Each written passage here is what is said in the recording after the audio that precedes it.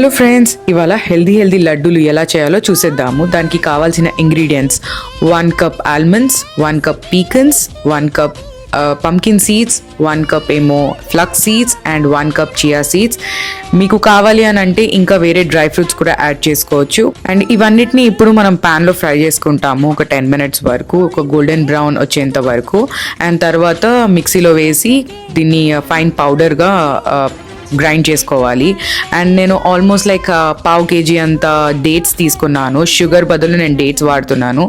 Healthy version కాబట్టి నేను dates చూస్ చేసుకున్నాను.